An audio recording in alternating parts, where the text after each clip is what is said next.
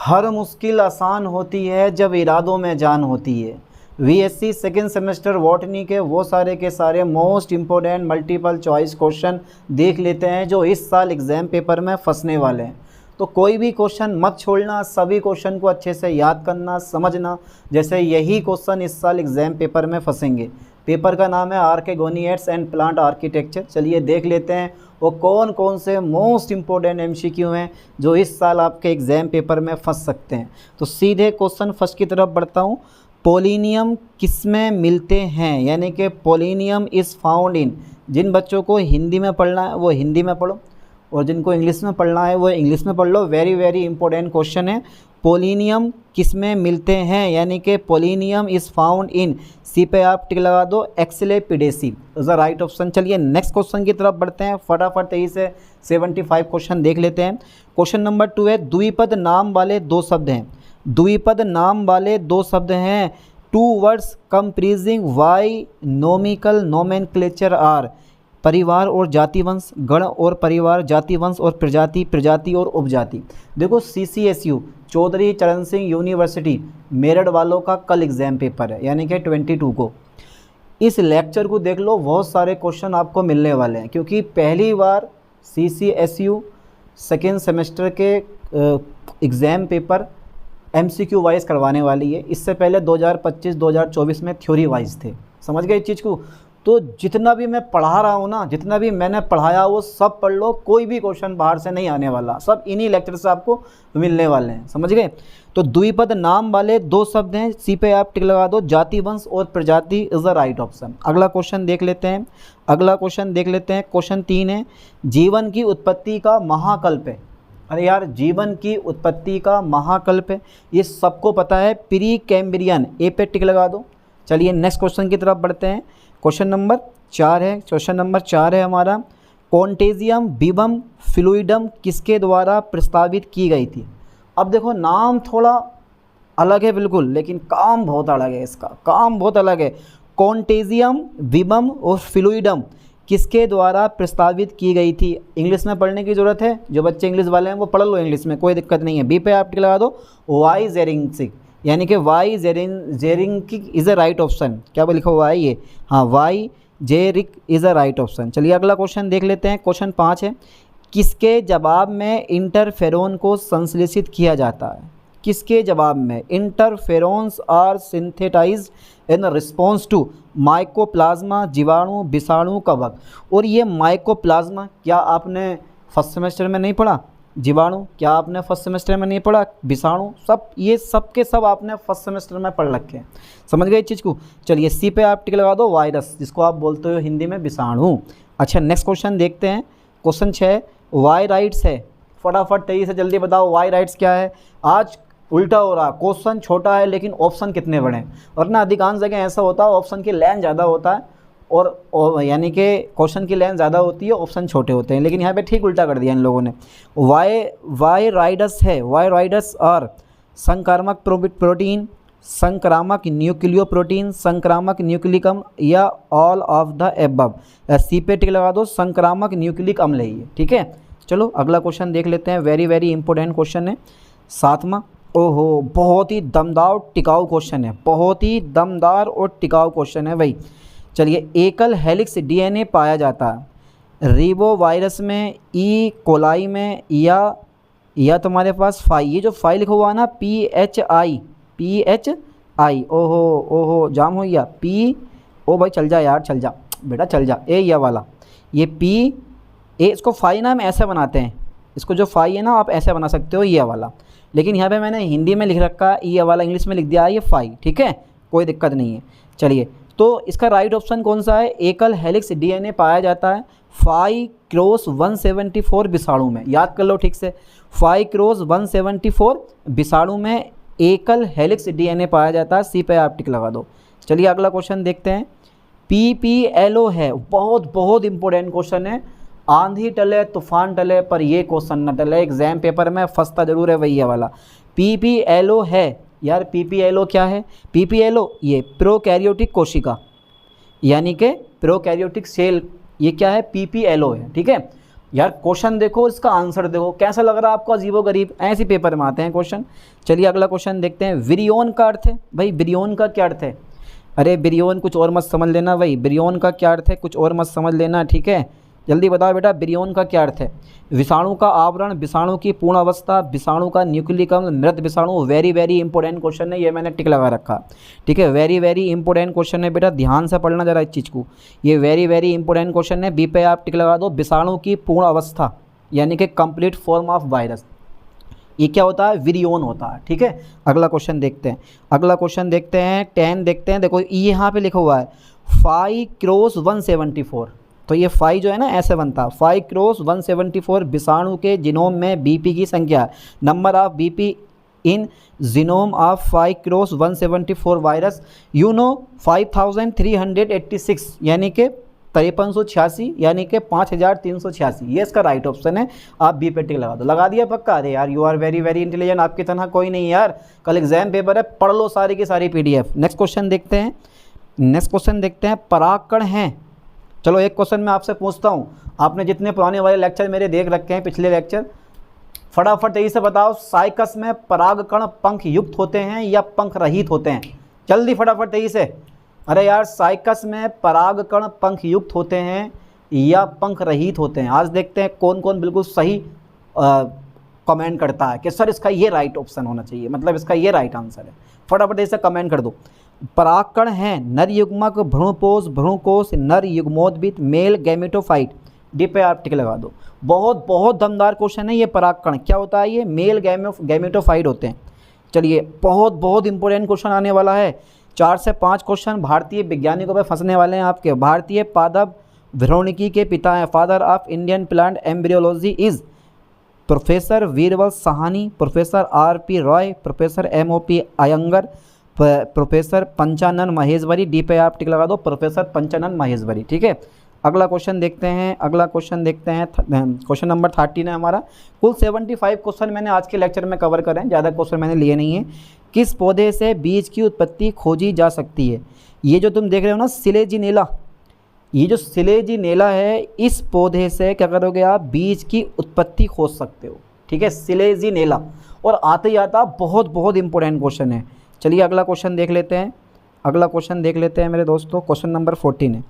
देखो क्वेश्चन देखो जरा, क्वेश्चन, किस जेनेरा में टेट्रास्पोरिक भ्रूणकोष पाया जाता है?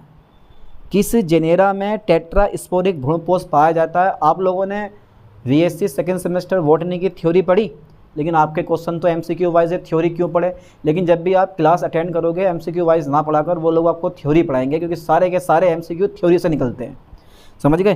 किस जेनेरा में टेट्रास्पोरिक भ्रूणकोष पाया जाता है? आप बोलोगे एडोक्सा तथा नीटम में। याद कर लो किसमें पाया जाता है? एडोक्सा तथा नीटम।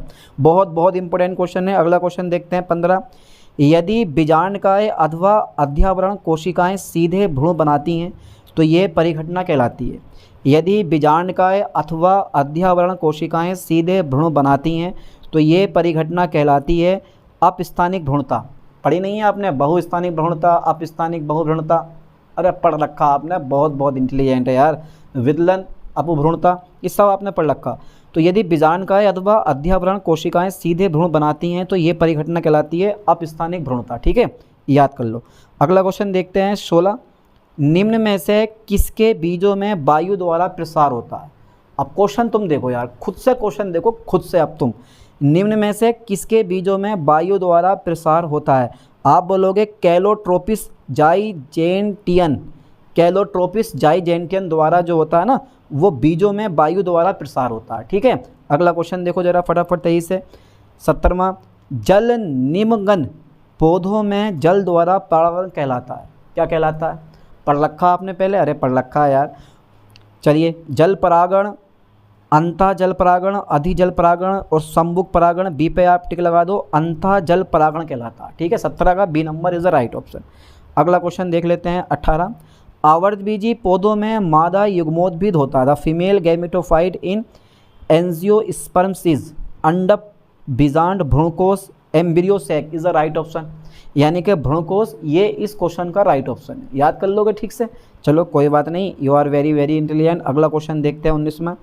कि गेहूं के दाने के किस भाग में भोजन संग्रहित रहता है। अल्लाह, इतना छोटा दाना है उसमें भी भोजन किस भाग में संग्रहित रहता है। अब कितने कितने बड़े साइंटिस्ट होंगे यार जो इतनी डिटेल से अध्ययन करा इन लोगों ने। In which part of the wheat grain the food is stored, बीज पत्र में, भ्रूणपोष में, एंडोस्पर्म में, यानी कि भ्रूणपोष में।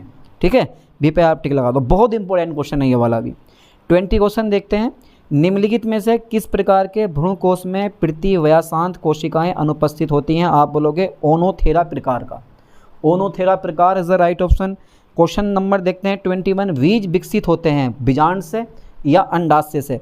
तो बीज जो होते हैं वो हमेशा बीज जो होते हैं वो बीजांड से विकसित होते हैं और जो फल होता है वो अंडाशय से विकसित होता है।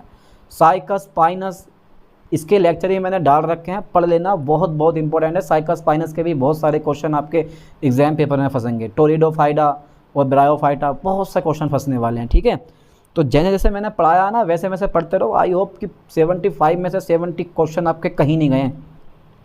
अगला क्वेश्चन देखते हैं। निम्न में कौन अगुणित नहीं है। सहाय कोशिका, प्रतिवयासांत कोशिका, बीजांडकाय या पराग की कायक कोशिका। बीजांडकाय जो है ना, ये बीजांडकाय जो है वो अगुणित नहीं होता। ठीक है, याद कर लेना ठीक से, बीजांडकाय पर टिक लगा दो। अगला क्वेश्चन देखते हैं 23।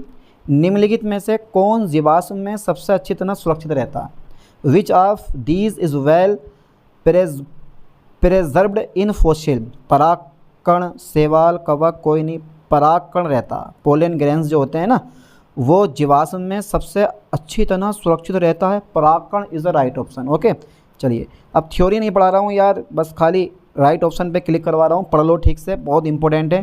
24 पे ज़रा ध्यान देना आप।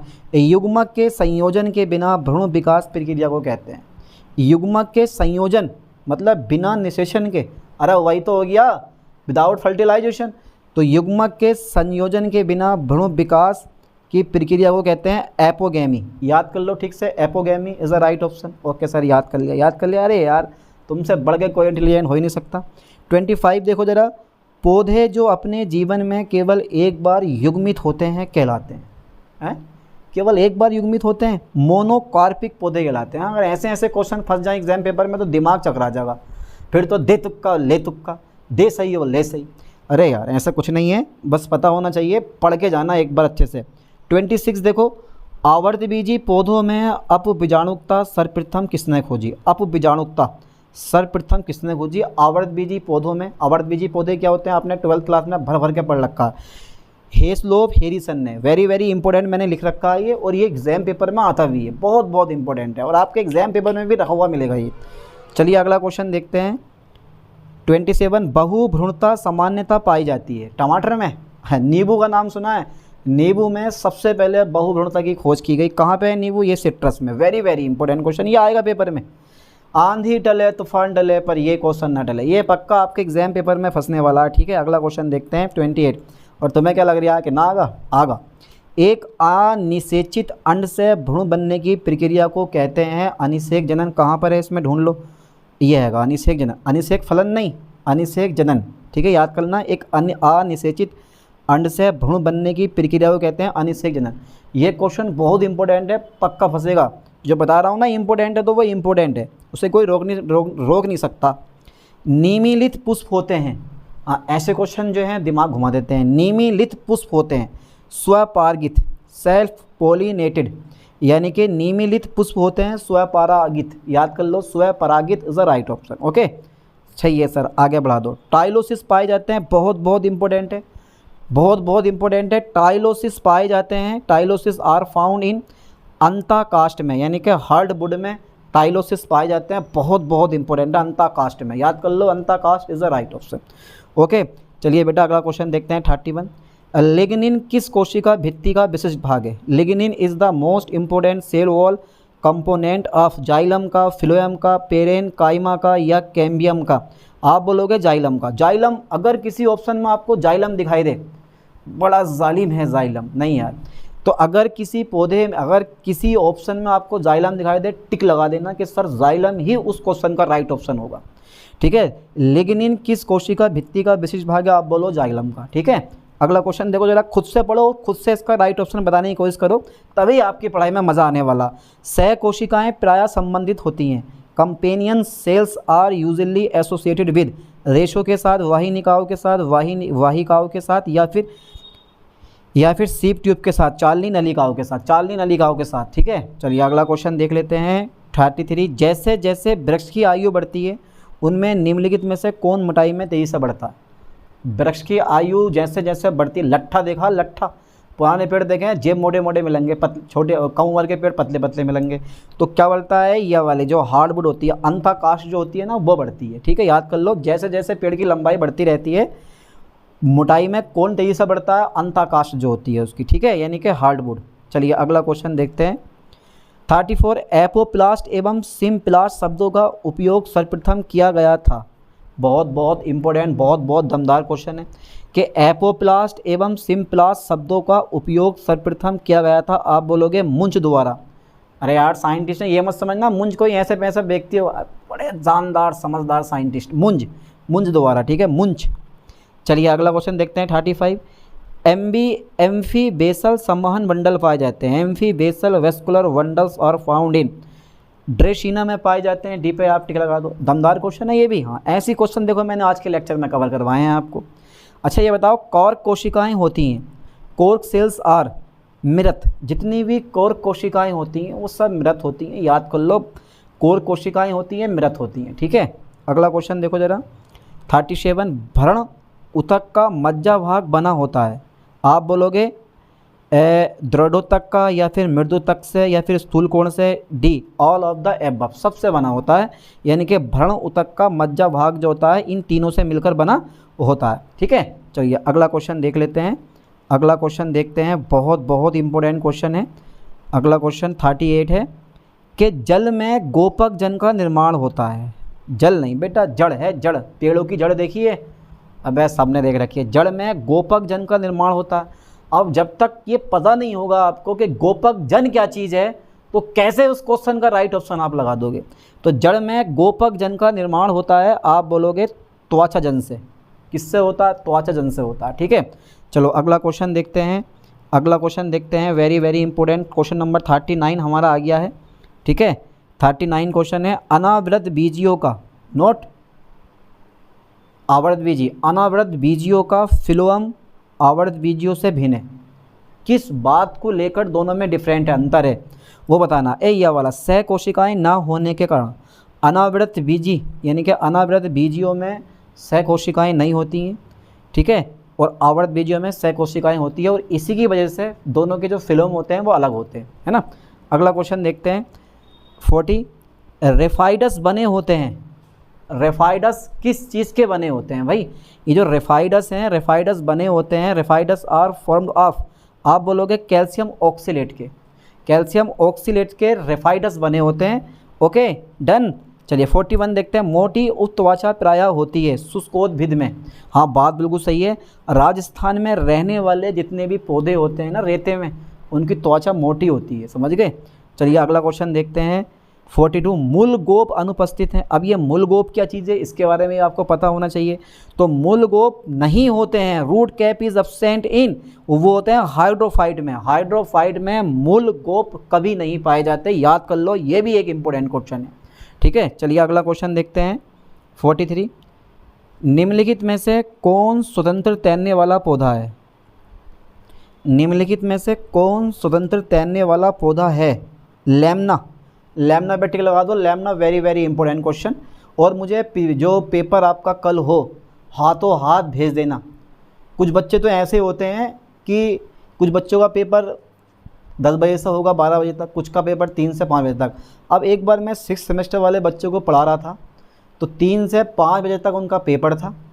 और अंदाज़ा लगा लो आप, जिस लड़के ने मुझे पेपर भेजा था उनने 3 बजे से 4 या 4:30 बजे तक पेपर दिया, और उसके बाद 5 बजे से पहले घर आके पेपर मुझे सेंड कर दिया। बोला सर टाइम देखो। मैंने कि क्या? बोला सर पेपर 5 बजे तक है और मैंने इससे पहले आपको ट्रांसफ़र कर दिया पेपर। ये लगा लो अंदाज़। और आपको भी भेज देना है पेपर टाइम के बाद, पूरा 2 घंटे पेपर करना आराम के साथ, उसके बाद घर पे आके पेपर मुझे सेंड कर देना, ठीक है, क्योंकि मुझे आंसर की बनानी है हाथों हाथ। ओके पक्का। चलो आज देखता हूँ कौन कौन भेजता पेपर। अगला क्वेश्चन देखते हैं ज़रा। तो लेमना पे टिक लगा दिया होगा 44। लाइकोपोडियम की निम्न प्रजातियों में से कौन उपस्थित है? ये वाली lycopodium serratum is the right option. Serratum पे लगा दो, बस दिमाग में लगा दो सिरेटम सिरेटम, हाँ सिरेटम होती है।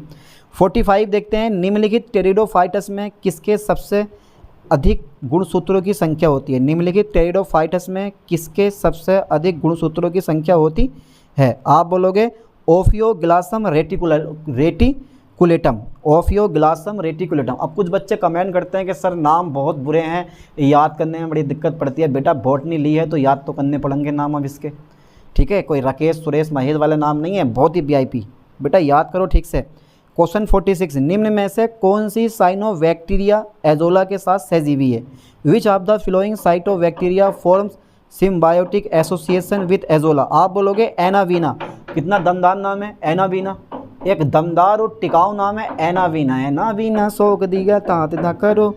47 देखते हैं, एजोला एक उदाहरण है। एजोला किस चीज़ का एक उदाहरण है? यानी कि azolla is an example of pteridophyta का। एजोला जो है वो टेरिडोफाइटा का क्या है? एग्जाम्पल है। और मैंने क्या बताया, टेरिडोफाइटा से कम कई क्वेश्चन आपके एग्जाम पेपर में आने वाले हैं, मत छोड़ना कोई भी। चलिए अगला क्वेश्चन देखते हैं 48, संवहन ऊतक पाए जाते हैं। संवहन ऊतक ब्रायोफाइटस में पाए जाते हैं या टेरिडोफाइटस में पाए जाते हैं? पर इसमें तो ऑप्शन है ही नहीं। हैगा बेटा, पर ऊपर लिखा हुआ है ये वाला, एंजियोस्पर्म और जिम्नोस्पर्म में क्या पाए जाते हैं? संवहन ऊतक पाए जाते हैं। अगला क्वेश्चन देखते हैं 49, बहुत इंपॉर्टेंट क्वेश्चन है यार ये। टेरिडोफाइटस में मुख्य पादप क्या होता है? यानी कि the main plant body of pteridophytes is, यानी कि टेरिडोफाइटस इज युग्मोद्भिद, बीजाणुद्भिद, अपृत, दोनों अपृत में से कोई नहीं। अब अपने माइंड को ना रिलैक्स करना थोड़ी देर और चारों ऑप्शन में से सही ऑप्शन चुनने की कोशिश करना, क्योंकि इसमें आया है बोथ ऑफ एबव, ए व बी दोनों या अपृत दोनों। तो अधिकांश बच्चे इस पर टिक लगाते हैं, पर एक बार क्वेश्चन को पढ़ना है। अगर राइट ऑप्शन आपको सही मिल गया कि ए है या बी है, टिक लगा देना, काला घेरा कर देना। और अगर नहीं मिला है तो अपृत दोनों मार देना टिक पे, कि अपृत दोनों या ए और बी दोनों, वही लगभग आंसर राइट होता है। पर यहाँ पे जो है बी पे आप टिक लगा दो, बीजाणुद्भिद। ओके, चलिए 50 देखते हैं, निम्नलिखित में से वेस्कुलर क्रिप्टोगेम्स किसे कहा जाता है? बड़ा दमदार टिकाऊ क्वेश्चन है, ऐसे क्वेश्चन पढ़ के ना मन खुश हो गया आज। बी पे लगा दो टेरिडोफाइटस। मैंने क्या बोला, टेरिडोफाइटस और ब्रायोफाइटस से कम 20 क्वेश्चन आपके एग्जाम पेपर में रखे हुए मिलेंगे, समझ गए आप? 101%। चलिए अगला क्वेश्चन देखते हैं 51, वनस्पतिक सर्प है। वनस्पतिक सर्प किसे कहते हो आप? अरे ये टेरिडोफाइटस को ही आप वनस्पति सर्प कहते हो। कोई भी क्वेश्चन टले पर ये क्वेश्चन ना टले। हार हो जाती है जब मान लिया जाता है, जीत तब होती है जब ठान लिया जाता है। इस क्वेश्चन को पढ़ लो, इस क्वेश्चन को पढ़ लो, ये पेपर में पक्का तुम्हें रखा हुआ मिलेगा 100%। वनस्पतिक सर्प है, आप बोलोगे टेरिडोफाइटस क्या है? एक वनस्पतिक सर्प है, अच्छे से याद कर लो। अगला क्वेश्चन देखो 52, टेरिडोफाइट में पादप शरीर की उत्पत्ति के विषय में टिलोमवाद प्रस्तावित किया गया था जिमरमेन द्वारा प्रस्तावित किया गया था, ठीक है। अगला क्वेश्चन देखते हैं 53, फटाफट देख लेते हैं आप तेजी से। डिप्लोजाइलिक संवहन मंडल पाया जाता है। अब डिप्लोजाइलिक संवहन मंडल क्या होता है, किसमें पाया जाता है, इसके बारे में भी आपको थोड़ी बहुत नॉलेज होनी चाहिए साइकस में, क्योंकि साइकस और पाइनस से कम 10 क्वेश्चन एग्जाम पेपर में रखे हुए मिलेंगे। और साइकस और पाइनस की वीडियो मैंने डाल रखी है, कम से कम 50 क्वेश्चन दोनों करवा रखे हैं। अगर कोई क्वेश्चन साइकस और पाइनस का आता है तो वहीं से आएगा, उससे हटके कहीं से नहीं आएगा। डिस्क्रिप्शन में वीडियो का लिंक डाल दूंगा, वहाँ जाके देख लेना आप। चलिए अगला क्वेश्चन देखते हैं 54, चिलगोजा प्राप्त किया जाता है। बहुत दमदार और टिकाऊ क्वेश्चन है, पिछले लेक्चर में मैंने ये करवा रखा। चिलगोजा क्या होता है? जो पाइनस होता है ना, पाइनस का जो चीड़ का पेड़ होता है, उसका जो फल होता है उसको चिलगोजा कहते हैं हम। तो कौन सी प्रजाति होती है? पाइनस जिराल्डियाना होती है, ठीक है। पाइनस जिराल्डी यानी कि जिराल्डियाना इज़ द राइट ऑप्शन। अगला क्वेश्चन देखो 55, द्विनिषेचन परिक्रम को सर्वप्रथम बताया था। अरे यार, द्विनिषेचन परिक्रम को सर्वप्रथम जो है वो नवासिन ने बताया था। और द्विनिषेचन डबल फर्टिलाइजेशन के बारे में आपने पढ़ भी रखा, त्रिसंलयन प्लस संयुग्मन के सम्मिलित रूप को आप डबल फर्टिलाइजेशन कहते हैं। अरे यार इतना नहीं बता रहा हूँ, मैं आगे बढ़ाता हूँ। पाइनस का बीज है यार, पाइनस का बीज कैसे होता? देखो आइए, पाइनस का बीज है एक बीजपत्री, बहुबीजपत्री या फिर द्विबीजपत्री या इनमें से कोई नहीं। ये होता है पाइनस का जो बीज होता है वो बहुबीजपत्री होता है, ठीक है। अब इसमें देखो ये दोनों सेम कर दिए, पर यहाँ पे होता है ठीक है, यहाँ पे मोनू की जगह ना पोली लिखा हुआ होना चाहिए था, पोली, ठीक है, यहाँ पे गलत कर दिया इंग्लिश में। चलो कोई नहीं, आपकी नज़र ना पड़ी लेकिन मेरी नज़र हर जगह जाती है, इस समय आप पे भी है, कितना पढ़ लो कितना नहीं पढ़ लो। 57 देखो ज़रा, 57 किसके पत्ती में सरसिनेट वर्नेशन पाया जाता है? साइकस की पत्ती में सरसिनेट वर्नेशन पाया जाता है, याद कर लो, किसकी पत्ती में सरसिनेट वर्नेशन पाया जाता है? साइकस की पत्ती में। अगला क्वेश्चन देखते हैं,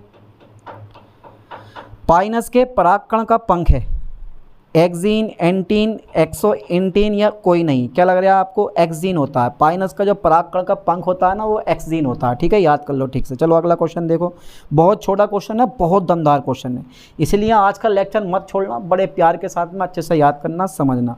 साइकस के पत्रक में संवहन मंडल है, वही साइकस के पत्रक में संवहन मंडल मिसार्च है, संवहन मंडल जो है वो क्या है? मिसार्च है, याद कर लो ठीक से, वेरी वेरी इंपॉर्टेंट।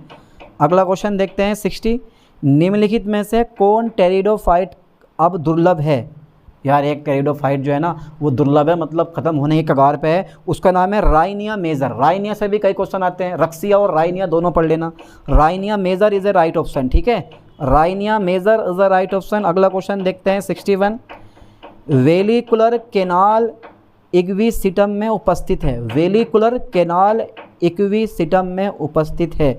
यार वेरिकुलर केनाल इक्विसिटम में उपस्थित है खांचों के नीचे, ए नंबर पे टिक लगा दो, खांचों के नीचे, ये इसका राइट ऑप्शन है। अगला क्वेश्चन देखो जरा फटाफट 23 है 62, एजोला किसके मृदा उर्वरता को बढ़ाता है? हाँ बढ़ाता है धान के खेत की। एजोला जो होता है ना उसका कनेक्शन धान के खेत से होता है, और आजकल नहीं, 1-1.5 महीने बाद धान सब में पुतने वाले हैं, लगने वाले हैं, जिधर देखोगे धान ही धान है, समझ गए चीज़ को। चलिए अगला क्वेश्चन देखते हैं 63, जीवाश्मीकरण में निम्न कौन सा सिद्धांत लागू होता है?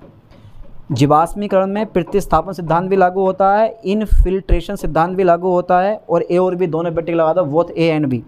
अगला क्वेश्चन देखते हैं 64, पेरीड्रम सम्मिलित करता है। यार पेरीड्रम क्या चीज़ सम्मिलित करता है? आप बोलोगे कॉर्क, कैम्बियम और द्वितीयक कार्डेक्स, ये पेरीड्रम सम्मिलित करता है।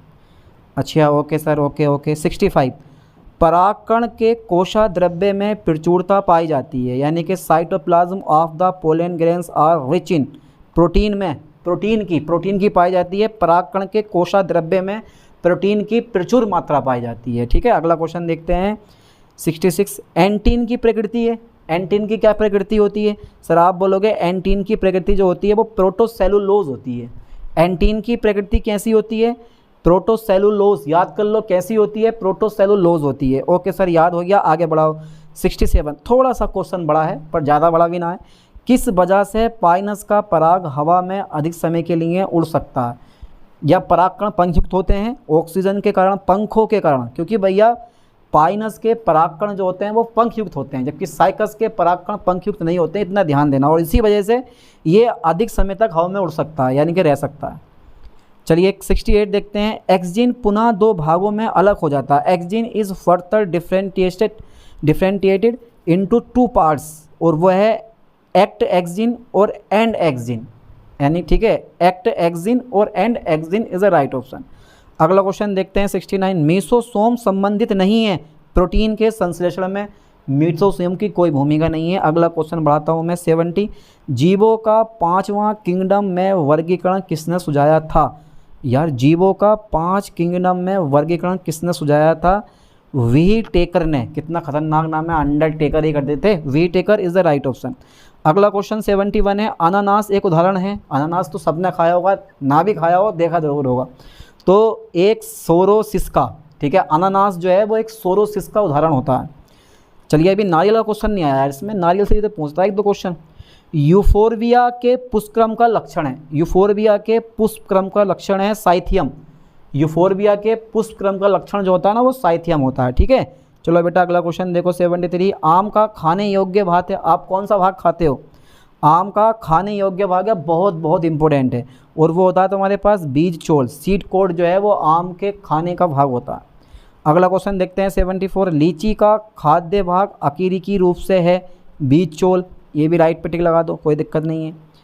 अच्छा 75, नारियल है ड्रप, नारियल का बेटा drupe, drupe is a right option, very very important, coconut is a drupe. तो 75 क्वेश्चन मैंने आज के लेक्चर में आपको कवर करवा दिए हैं और इन्हीं क्वेश्चन को अच्छे से याद करो, समझो, क्योंकि ये क्वेश्चन आपके लिए वेरी वेरी इंपॉर्टेंट होने वाले हैं।